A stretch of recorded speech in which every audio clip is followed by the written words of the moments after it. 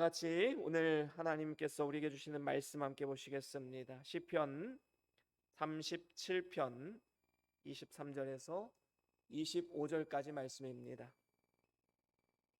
시편 37편 23절에서 25절까지 말씀, 우리 다 같이 한 목소리로 함께 합독하시겠습니다. 시작. 여호와께서 사람의 걸음을 정하시고 그의 길을 기뻐하시나니 그는 넘어지나 아주 엎드려지지 아니함은 여호와께서 그의 손으로 붙드심이로다. 내가 어려서부터 늙기까지 의인이 버림을 당하거나 그의 자손이 걸식함을 보지 못하였도다. 아멘. 우리 다 같이 말씀 들고 함께 선포하시겠습니다. 시작. 주의 말씀은 내 길 아래 등이요 내 길에 빛이 되십니다. 주여 말씀하옵소서. 주의 종이 듣겠나이다. 아멘. 아멘. 예, 오늘은 시편 37편 23절에서 25절 말씀으로 의인에 대한 하나님의 사랑이란 제목으로 말씀을 함께 나누길 원합니다. 이 세상에서 사람들이 말하는 사랑은 어떠한 조건이 수반되는 경우가 많이 있습니다. 부모도 자녀를 조건 없이 사랑한다고 말은 하지만 그래도 부모의 기대를 충족시켜준 자녀에게 조금 더 마음이 가는 것은 어쩔 수 없는 것입니다. 직장에서도 성과를 내야 인정을 받을 수 있고 친구 관계 속에서도 서로가 서로에게 도움을 줄 수 있는 관계가 될 때 그 친구 관계도 계속해서 유지가 될 수가 있는 것입니다. 그러다 보니까 우리가 살아가면서 이 사람들과의 관계 속에서 조건이나 대가 없는 사랑을 경험하거나 아니면 기대하는 것이 굉장히 힘든 시대를 우린 살아가고 있습니다. 그런데 놀라운 것은 우리의 모든 행위와 상관없이 우리의 존재 자체를 기뻐하시고 또한 사랑하시는 분이 계시는데 그분이 바로 우리 하나님이신 것이지요. 우리를 향한 하나님의 사랑이 위대한 이유가 무엇입니까? 그것은 도저히 사랑받을 만한 조건이 없는, 스스로는 아무것도 할 수 없는 연약한 우리들을 사랑하여 주시기 때문 아니겠습니까? 그 사랑은 어떠한 인간적인 조건적인 사랑과는 차원이 다른 완벽하고 무조건적인 그런 사랑입니다. 사실 우리는 전혀 구원받을 자격도 없고 하나님 앞에 구원을 요청할 수도 없는 그런 소망 없는 자들이었습니다.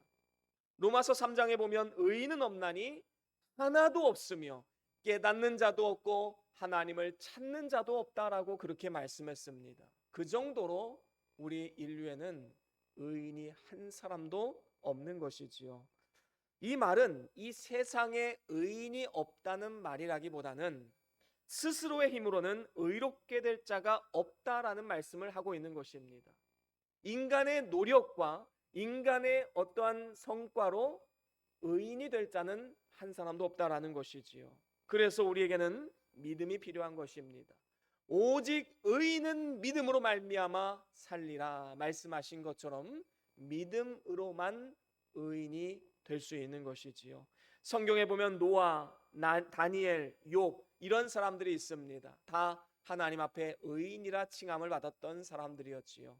이런 사람들도 어떤 행함으로 의로워진 것이 아니라 믿음으로 의롭다 인정을 받은 사람들입니다. 그렇습니다. 예수님은 의인을 부르러 온 것이 아니라 죄인을 부르러 세상에 오셨고 죄인을 사랑하셔서 예수를 믿게 하심으로써 의인이 되게 하신 것입니다. 우리는 오직 예수를 믿음으로만 의에 이르게 됨을 분명히 기억해야 됩니다. 이렇게 한번 의롭다 인정함을 받은 자에게는 결코 정죄함이 없다라고 말씀했습니다. 그리고 하나님은 그 의인을 사랑하시되 끝까지 사랑하시겠다 약속하셨습니다. 그러면 우리가 의인으로서 하나님의 어떠한 사랑을 받고 있는지 바로 거기에 대해서 오늘 본문 말씀을 통해서 네 가지로 함께 말씀을 나눠보길 원합니다. 하나님께서 의인을 사랑하시는 방법, 그 첫 번째로는 의인의 걸음을 정하심을 통해서 우리를 사랑하여 주십니다. 오늘 본문 23절 상반절에 보면 여호와께서 사람의 걸음을 정하시고라고 그렇게 말씀하고 있습니다. 여기서 이 사람이라는 말은 일반적인 보통 사람을 의미하는 것은 아니지요. 히브리어 원문의 문맥상 선한 사람, 쉽게 말하면 의인을 뜻합니다. 하나님은 믿음으로 의롭게 된 그의 백성들을 사랑하셔서 그 걸음을 다 정해 놓으셨습니다. 그러면 하나님이 정해주신 그 걸음은 과연 무엇일까요? 먼저는 하나님께서는 우리의 구원의 걸음을 정해 놓으셨습니다. 의인들이 구원을 받는 것은 스스로 구원을 찾는 것이 아니지요. 도의 이치가 무엇인가 스스로 깨달은 사람은 없습니다. 하나님께서 구원의 길을 정하여 주시고 지혜를 주시고 친히 그의 삶을 인도하여 주셔서 깨닫게 된 것이지요. 그래서 시편 40편 2절에 보면 이렇게 고백을 하고 있습니다. 우리 같이 함께 읽어볼까요? 시편 40편 2절 말씀입니다. 같이 읽어보겠습니다. 시작. 나를 기가 막힐 웅덩이와 수렁에서 끌어올리시고 내 발을 반석 위에 두사 내 걸음을 견고하게 하셨도다. 아멘. 그렇습니다. 하나님은 우리를 기가 막힐 웅덩이에서 건져내 주시고 또한 수렁에서 끌어내셔서 그 발을 반석 위에 두게 하시고 그 걸음을 견고하게 하시는 분이십니다. 여러분, 이 세상의 모든 사람들은 죄로 인하여서 죄의 구렁텅이에 빠져 있던 자들이었습니다. 불교의 석가모니는 멸망의 구렁텅이에 빠진 사람들에게 아무런 도움을 주지 못하고 스스로 고행을 통해서 빠져나와야 된다라고 그렇게 가르쳤지요. 하지만 인간은 스스로 나올 수 있는 존재가 아닙니다. 그래서 하나님의 예정을 받지 못하고 유기된 자는 구원을 받을 수가 없는 것입니다. 하나님은 전능하신 분이시고 창세 이전부터 구원받을 자를 선택하셔서 그 이름을 아시고 예정하셨습니다. 오늘 우리가 예수를 믿게 된 것은 내 힘과 능력으로 된 것이 아니라 내 지혜와 경험으로 된 것이 아니라 하나님이 택하셨기 때문에 그 마음에 믿음을 주시고 예수를 영접할 수 있도록 인도하신 것입니다. 우리를 구원하시기로 작정하셨기 때문이시지요. 그래서 미리 정하신 그들을 부르시고 부르신 그들을 의롭다 하시고 의롭다 하신 그들을 영화롭게 하신다라고 분명히 말씀하셨습니다. 그렇습니다. 이렇게 하나님께서 우리의 구원의 걸음을 정하실 뿐만 아니라 우리의 모든 경영의 걸음을 주장하시는 분이십니다. 잠언서 16장 1절에 보면 이렇게 말씀하지요. 우리 함께 같이 읽어보겠습니다. 잠언서 16장 1절입니다. 시작. 마음의 경영은 사람에게 있어도 말의 응답은 여호와께로부터 나오느니라. 아멘. 그렇습니다. 우리의 마음의 경영 사람에게 있지요. 우리는 마음껏 생각하고 마음껏 계획하고 어떤 가정과 또 사업체를 경영할 수가 있습니다. 하지만 그 길을 응답하시고 그 말의 응답은 여호와께로부터 나온다라고 분명히 말씀합니다. 또 잠언서 16장 9절에도 이렇게 말씀하지요. 함께 같이 읽어봅니다. 시작. 사람이 마음으로 자기의 길을 계획할지라도 그의 걸음을 인도하시는 이는 여호와시니라. 아멘. 우리가 어떠한 일을 계획하고 자기가 세운 뜻대로 경영하지만 결국에는 내 뜻대로 되는 것이 아니라 하나님의 뜻대로 된다라는 사실을 아는 것, 바로 그것이 우리의 믿음이고 우리의 신앙인 것입니다. 하나님이 정해주는 뜻대로 되는 것이지요. 하나님의 어리석음이 사람보다 지혜롭고 하나님의 약하심이 사람보다 강하다라고 분명히 성경은 말씀합니다. 하나님은 그의 계획과 뜻 그리고 지혜와 능력이 실로 무한하신 분이십니다. 우리 인간이 보는 것은 고작해야 지금 현재입니다. 우리는 현재의 삶을 보면서 살아가고 있지요. 미래를 볼 수 있는 사람은 없습니다. 또 계획을 세운다고 해도 먼 미래에 대한 계획은 세울 수 없습니다. 왜냐하면 그때 우리가 이 세상에 있을지 없을지도 모르기 때문인 것이지요. 계획을 세워봤자 우리는 일주일 뒤의 계획, 한 달 뒤의 계획, 1년 뒤의 계획 정도만 우리는 세워나갈 수 있는 것이지요. 그 정도로 우리 인간은 무능합니다. 하지만 하나님은 어떻습니까? 하나님은 영원 전부터 영원 후까지 꿰뚫어 보고 계신 분이십니다. 그렇기 때문에 영원을 향한 목적을 가지고 우리를 인도하시는 분이시지요. 이것이 바로 하나님의 전지전능하심입니다. 그래서 우리의 계획이 헛된 영광이나 일시적 만족을 위해서만 계획을 세우면 때론 하나님은 그 길을 돌이키게 만드십니다. 그리고 우리에게 영원하고도 참된 유익이 되는 길로 인도하시는 것이지요. 그래서 우리가 때로는 어떠한 일이 지나고 나서 한번 그 삶을 돌아보았을 때, 아, 그래, 그때는 내가 알지 못했는데 하나님이 나에게 이러한 유익을 주기 위해서 이러한 일을 나에게 주셨구나 라는 것을 깨달을 때가 분명히 있는 것이지요. 그래서 모든 것이 합력하여 선을 이루도록 하나님께서 역사하셨음을 우리는 고백하지 않을 수가 없는 것입니다. 요셉을 보십시오. 요셉은 형들의 시기와 미움을 받았습니다. 애굽의 종으로 팔려갔습니다. 시위대장 보디발의 집에서 가정총무로 일했을 때에도 억울한 누명을 쓰고 감옥에 가게 되었습니다. 인생의 밑바닥에서도 그는 언제나 하나님을 신뢰하고 하나님의 은혜와 긍휼을 간구했습니다. 도우시는 능력을 간구했습니다. 작은 일에 충성했습니다. 불평하지 않고 믿음으로 나아갔습니다. 이러한 인내로서 자기에게 맡겨진 작은 일에 충성했을 때 놀라운 은혜가 그의 삶 가운데 임하게 되었지요. 바로 애굽 전역을 다스리는 총리 대신의 자리에 오르게 된 것입니다. 총리 대신의 자리에 올라서 가뭄이 들었을 때 형님들이 찾아오게 되었고, 이를 통해서 하나님이 이 일을 위해서 나를 지금까지 인도하셨구나, 그것을 깨닫게 된 것입니다. 비로소 깨닫게 된 것이지요. 이와 같이 그 당시에는 불행해 보이는 일들이라 할지라도 시간이 지나서 우리의 삶을 돌아볼 때에 하나님이 그 걸음을 정하시고 인도하여 주신 그 사랑을 깨닫게 되고, 그 안에서 우리의 삶에는 늘 감사와 찬양만이 남게 되는 것입니다. 그 당면한 현실 가운데서는 불평하고 원망이 있었을지라도 지나고 나면 감사와 찬양 외에는 나올 수가 없는 것이지요. 그렇습니다. 우리는 내 인생을 내가 경영하려고 해서는 안 됩니다. 때론 악한 계획을 세우게 되면 하나님이 인도하지 않으시고 내어 버려 두실 때가 있습니다.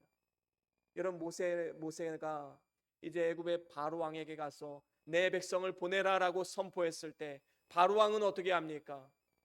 그는 자신을 신이라 생각하는데 내가 누구의 말을 들어야 되느냐, 아주 강팍한 마음으로 모세를 대적했지요. 끝까지 돌이키지 않았습니다. 결과가 어떻게 되었습니까? 멸망당할 수밖에 없는 것입니다. 이와 같이 악한 마음으로 나아가면 하나님의 인도함을 받지 못하기 때문에 우리가 선한 뜻, 하나님의 뜻을 따라서 마음을 경영하고 또 우리의 모든 삶을, 인생을 경영해야 합니다. 하나님의 인도함을 받아야만 우리가 형통할 수가 있는 것이지요. 만약에 어느 길로 가야 할지, 무엇을 해야 할지 모르시겠다면 후이 주시고 꾸짖지 아니하시는 하나님께 지혜를 구하십시오. 그러면 하나님이 가르쳐 주시고 우리 가장 선한 길로 우리를 인도해 주실 줄로 믿습니다. 그런가 하면 두 번째로는 의인의 길을 기뻐하신다라는 것입니다. 하나님은 우리를 사랑하시는데 그 사랑은 우리가 가는 그 의인의 길을 참 기뻐하심으로써 우리를 사랑하십니다. 오늘 본문 23절 하반절에 보면 그의 길을 기뻐하시나니라고 그렇게 말씀하고 있지요. 여기에 그의 길은 의인이 가는 길을 말합니다. 하나님은 사람의 길을 주목하시며 사람의 모든 걸음을 감찰하고 계십니다. 사람들은 의인이 가는 길을 알아주지 않지요. 인정하지도 않습니다. 오히려 조롱이라도 안 하면 다행이지요. 그런데 놀라운 것은 우리가 가는 그 길이 때로는 고난의 길, 조롱의 길이라 할지라도 그 길을 하나님이 인도하시고 아신다라는 것입니다. 그리고 심은 대로 거두게 하신 하나님께서 반드시 갚아주십니다. 그리고 그 길을 기뻐하고 계심을 기억해야 됩니다. 그러면 하나님이 기뻐하시는 이 의인의 길은 과연 어떠한 길일까요? 먼저는 회개의 길입니다. 우리가 회개할 때 하나님은 참으로 기뻐하시지요. 세상에 죄를 짓지 않는 의인은 아무도 없습니다. 모든 사람은 원죄를 가지고 태어났고 그 원죄에서 파생되어서 나오는 자범죄를 지으며 살아가고 있습니다. 그래서 행함으로 의인이 된 사람은 아무도 없고 오직 회개하고 예수 그리스도를 믿는 그 사람이 의인이 되는 것이지요. 그러면 의인이 되었으면 또 죄를 짓지 않느냐? 그것도 아닙니다. 우린 연약하고 부족해서 죄를 지을 수밖에 없지요. 그러면 하나님은 어떤 사람을 기뻐하시는가? 바로 회개하는 사람을 기뻐하시는 겁니다. 누가복음 15장 7절에 보면 이렇게 말씀합니다. 우리 같이 함께 읽어볼까요? 누가복음 15장 7절 말씀 같이 읽어봅니다. 시작. 내가 너희에게 이르노니 이와 같이 죄인 한 사람이 회개하면 하늘에서는 회개할 것 없는 의인 99으로 말미암아 기뻐하는 것보다 더하리라. 아멘. 그렇습니다. 여러분, 하늘에서는요, 이 세상에서 만약에 한 사람이 회개하고 주님 앞에 돌아오면 저 천상에서는 잔치가 열리는 겁니다. 하나님의 큰 기쁨의 잔치가 열리는 것이지요. 하나님은 가장 기뻐하십니다. 그렇습니다. 진정한 의인이 걷는 길은 죄를 짓고도 뻔뻔한 모습으로 나아가는 것이 아니라 날마다 자신의 삶을 돌아보며 하나님 앞에 회개하는 그러한 삶인 것입니다. 그래서 우리는 날마다 회개함으로써 우리 안에 있는 악한 생각과 계획을 내어버리고 하나님께로 돌아가야 합니다.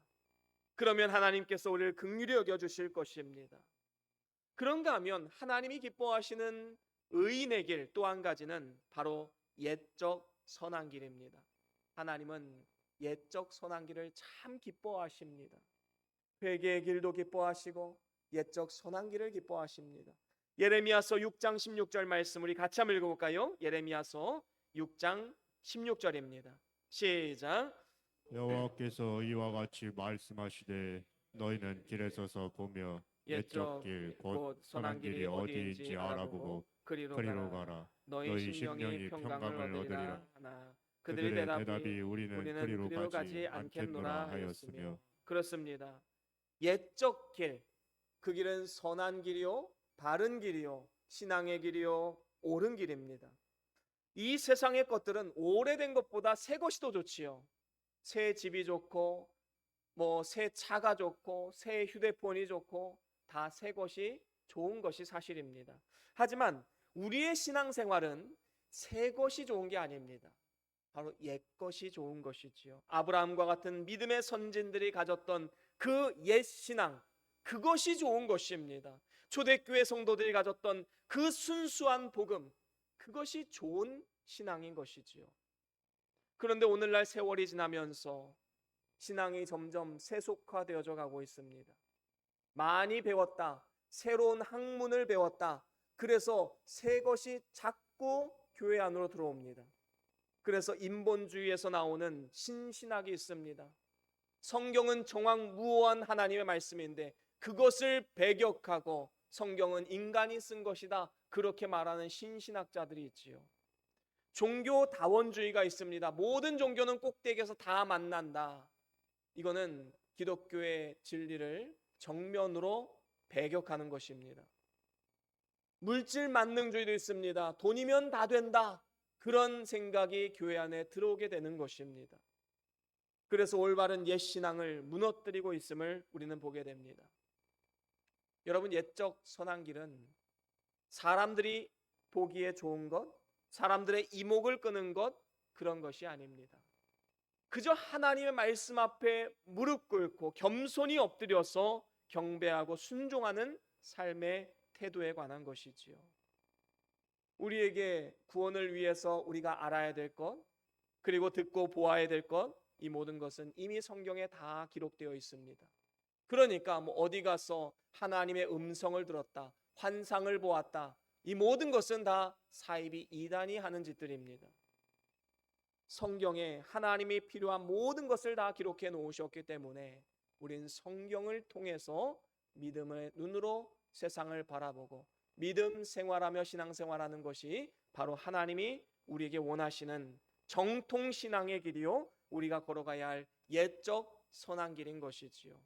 오늘도 저와 여러분들이 세상이 만든 새로운 길, 화려하고 매력적인 길, 당장의 성과를 높여주는 그런 길이 아니라 때로는 시대가 뒤처지는 그러한 옛적 길이라 할지라도, 때로는 화려하지 못하다 할지라도, 때로는 당장의 결과물이 나오지 않는다 할지라도 하나님이 기뻐하시는 회개의 길과 옛적 선한 길을 묵묵히 걸어가는 우리 모두의 삶이 다 될 수 있기를 주의 이름으로 간절히 축원합니다. 그런가 하면 세 번째로는 의인을 손으로 붙들어 주심을 통해서 우리를 향한 사랑을 나타내 보여주고 계십니다. 오늘 본문 24절에 보면 이렇게 말씀을 하지요. 그는 넘어지나 아주 엎드러지지 아니함은 여호와께서 그를 손으로 붙드심이로다라고 그렇게 말씀하고 있습니다. 때로는 의인들도 넘어질 때가 있습니다. 아브라함과 다윗과 베드로와 같은 위대한 믿음의 선조들도 다 믿음으로 의인이 되었지만 연약하여서 넘어진 공통점을 다 가지고 있습니다. 하지만 우리 의인들의 특성은 무엇입니까? 7번 넘어져도 8번째 다시 일어선다는 게 의인들의 특징인 것이지요. 일시적으로 넘어질지라도 아주 넘어지지 않는다라는 사실입니다. 왜 그럴까요? 하나님이 강한 오른손으로 붙들고 계시기 때문입니다. 우리가 잘 아는 말씀이지요. 이사야 40장에 보면 이런 말씀이 있습니다. 이사야 41장 10절입니다. 우리 같이 함께 읽어보겠습니다. 이사야서 41장 10절 같이 읽어봅니다. 시작. 두려워하지 말라. 내가 너와 함께함이라. 놀라지 말라. 나는 내 하나님이 됨이라. 내가 너를 굳세게 하리라. 참으로 너를 도와주리라. 참으로 나의 의로운 오른손으로 너를 붙들리라. 아멘. 그렇습니다. 여러분, 이런 말씀은요, 마음판에 새기시고 머리로 기억하시고 어디다 붙여놓기도 하시고 그래서 자주 묵상하는 게 좋습니다. 하나님의 놀라운 약속의 말씀이지요. 하나님은 우리와 함께 하시며 우리를 굳세게 하시는 분이십니다. 그의 강한 오른손으로 우리를 붙들고 계십니다. 그래서 우리는 두려워할 필요가 없는 것이지요. 이렇게 하나님께 붙들림 받은 성도들은 어떠한 상황 속에서도 낭망하지 않게 되는 것입니다.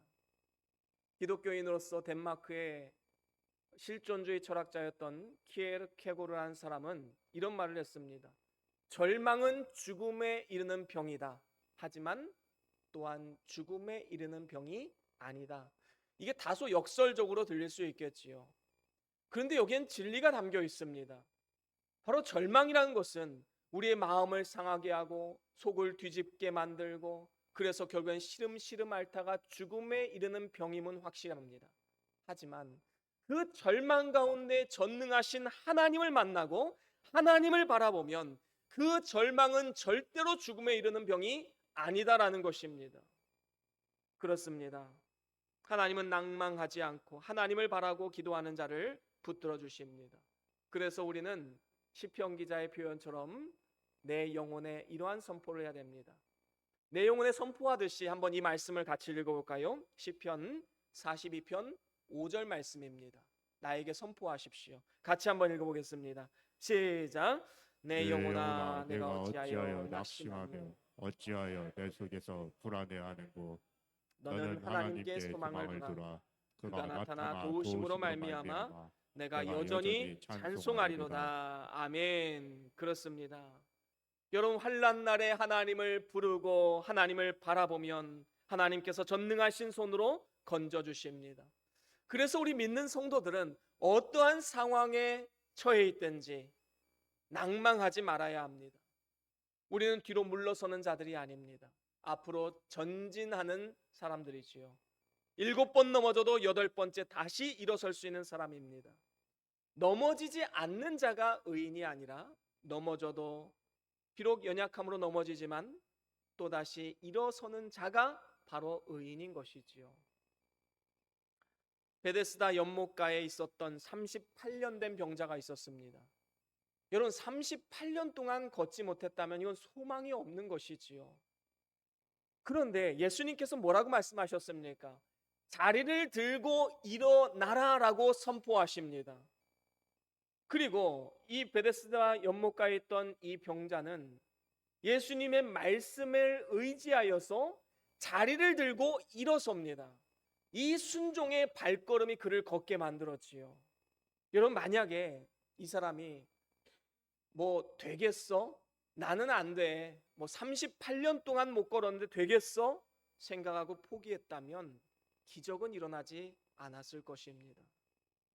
우리는 할 수 없다라고 말해서는 안 됩니다. 능치 못함이 없다라고 그렇게 말해야 되는 것이지요. 하나님의 명령에 우리가 순종하려고 힘쓰면 전능하신 하나님이 붙들어 주십니다. 우리의 길을 인도하십니다. 그래서 우리는 아무리 오래된 악습이라 할지라도 끊어내기로 결심하면 하나님이 도우십니다. 기도하고 노력하면 하나님께서 끊을 수 있는 힘을 공급해 주시는 것이지요. 내 힘으로 하지 마십시오. 하나님의 명령이라면 기쁨으로 그 길을 결단하고 걸어가십시오. 그러면 그 길을 하나님께서 인도하시고 하나님이 그러한 삶을 기뻐 받으신다라는 것입니다. 그런가 하면 이제 마지막으로 네 번째로는 의인을 버리지 않으심을 통해서 하나님은 의인을 향한 사랑을 보여주고 계십니다. 오늘 본문 25절에 보면 이렇게 말씀을 합니다. 내가 어려서부터 늙기까지 의인이 버림을 당하거나 그의 자손이 걸식함을 보지 못하였도다. 이렇게 말씀하고 있습니다. 여러분 하나님은 주를 찾는 자들을 버리지 않으십니다. 우리가 환난을 당할 때에는 하나님 왜 나를 이렇게 잊어버리시고 나를 힘들게 하십니까? 나를 버리셨습니까? 이런 생각할 수도 있습니다. 하지만 하나님께서는 이사야 선지자를 통해서 이렇게 말씀을 하십니다. 이사야서 49장 15절과 16절 말씀 우리 같이 한번 읽어보겠습니다. 시작. 여인이 어찌 그 젖 먹는 자신을 잊겠으며 자기 태에서 난 아들을 긍휼히 여기지 않겠느냐. 그들은 혹시 잊을지라도 나는 너를 잊지 아니할 것이라. 내가 너를 내 손바닥에 새겼고 너의 성벽이 항상 내 앞에 있나니. 아멘. 그렇습니다. 하나님은 절대로 우리를 잊지 않으셨습니다. 그 어미가 젖먹이 아이를 항상 마음에 두는 것처럼 하나님은 의인된 우리들을 항상 마음에 두시고 우리에게 은혜와 긍휼을 베풀어 주시는 분이십니다. 하나님은 우리를 손바닥에 새기시고 우리를 지키시고 인도하시는 분이십니다. 여러분 심지어는 하나님의 징계도 우리를 사랑하시는 하나님의 손길임을 분명히 기억해야 되는 것이지요. 여전히 포기하지 않으셨다는 증거입니다. 만약에 죄를 짓고도 잘못된 길을 가는데도 징계가 없다면 그것이야말로 하나님으로부터 버림받았다는 증거이지요. 그래서 때로는 징계를 받는 것이 우리에게 복이 될 수 있습니다. 왜냐하면 그 징계를 통해서 하나님 앞으로 돌아올 수 있는 계기가 될 수 있기 때문인 것이지요. 우리의 죄를 깨닫게 만드시고 우리를 바로 세우실 뿐만 아니라 바른 길을 걸어갈 수 있도록 도우시고 계시는 것입니다. 우리는 하나님의 징계를 받으면서도 회개하지 않음으로 인해서 부끄러운 구원을 받는 그런 사람이 되어서는 안 되는 것입니다. 우리가 다 영광스러운 구원에 참여하길 원한다면 징계가 올 때 회개하고 바로 서는 기회로 삼아야 되는 것이지요. 특별히 하나님께서는 그의 택한 백성들을 포기하지 않으셨다는 증거로서 오늘 본문 25절 마지막에 보면 그의 자손이 걸식함을 보지 못하였도다 라고 말씀하고 있습니다. 하나님은 믿음으로 사는 의인들을 버리지 않으실 뿐만 아니라 그 의인의 자손들도 버리지 않으시기 때문에 의인의 자손들이 걸식하지 않는 것입니다. 하나님께서는 그의 자비하심으로 하나님을 사랑하고 그 말씀에 순종하는 자에게는 천대까지 은혜를 베푸시겠다 약속하셨습니다. 여러분 하나님께서 복음을 먼저 받아들이게 하시고 기독교 문화를 꽃피우게 하셨던 그런 나라들이 있지요. 서구 유럽들이나 아니면 미국이나 캐나다 이런 나라들이 바로 그런 나라들입니다. 우리보다 복음을 먼저 받아들였고 또 복음의 꽃을 피우고 기독교의 꽃을 피웠던 그런 나라였습니다. 그런데 놀라운 것은 지금까지도 하나님께서 그 은혜를 베풀고 있다는 것입니다. 기독교 문화가 정착된 나라의 사람들은 그렇지 못한 사람들보다 일반적으로 다 그런 건 아니지만 더 좋은 성품을 가지고 있음을 보게 됩니다. 또한 대대로 믿음을 잘 지킨 가정에서 자라난 자녀들은 하나님께서 붙들어 주심으로 인해서 극악한 범죄를 빠지지 않게 된다라는 것입니다. 그래서 부모가 믿음을 잘 지키고 자녀를 위해서 정말로 눈물로 기도하는 그러한 부모 밑에서 자라는 자녀들은 참 복이 있는 것입니다. 자녀가 잠깐은 실족할 수 있겠지요. 하지만 완전히 넘어지진 않습니다. 아주 망가지진 않습니다. 그리고 하나님께로 반드시 돌아오게 될 것입니다. 우리가 잘 아는 어거스틴이 그런 삶을 살지 않았습니까? 그는 젊은 시절 악한 일에 휘말리고 방탕과 죄 가운데 빠져 있었습니다. 그 당시에 기독교를 위협하던 최대 기독교 이단이 바로 마니교였는데 이 마니교에 심취해서 기독교인들을 조롱하고 핍박을 했습니다. 그런데 이렇게 소망이 없던 아들이었지만 그의 어머니 모니카는 끝까지 포기하지 않고 기도했습니다. 이로 말미암아 결국에 어거스틴이 회개하고 사도 바울 이후에 가장 위대한 신학자라는 평가를 받는 위대한 신학자요 목회자로서 거듭날 수 있었던 것이지요. 그렇습니다. 이 마지막 때에 우리의 자녀들과 우리 다음 세대를 위해서 우리는 끊임없이 기도해야 될 줄로 믿습니다. 그러면 하나님이 반드시 역사하시고 우리의 삶 가운데, 우리의 가정 가운데, 우리 교회 가운데 놀라운 새 일을 행하실 것입니다. 그래서 영적으로 걸식하지 않게 하시고 생수의 강물이 흘러넘쳐서 다른 사람에게 나누고도 남을 만한 그런 놀라운 축복을 누리게 하실 것입니다. 이제 말씀을 마무리합니다. 하나님은 그의 택한 백성들, 의인들을 사랑하십니다. 의인은 착한 일을 행한 사람이 아니라 예수를 믿고 거듭난 자를 말합니다. 특별히 하나님이 의인을 사랑하시는 방법이 있지요. 4가지로 말씀드렸지요. 첫 번째로는 의인의 걸음을 정하십니다. 구원의 걸음 그리고 경영의 걸음을 정하십니다. 우리의 삶을 인도하시지요. 그리고 두 번째로는 의인의 길을 기뻐하십니다. 그 의인의 길은 무엇입니까? 회개의 길입니다. 옛적 선한 길입니다. 바로 그 길을 하나님은 기뻐하십니다. 세 번째로는 의인을 손으로 붙들어 주십니다. 절망 가운데서도 소망을 발견할 수 있는 것, 바로 그것이 하나님께서 우리의 손을 붙들고 계시기 때문 아니겠습니까? 네 번째로는 의인을 버리지 않으십니다.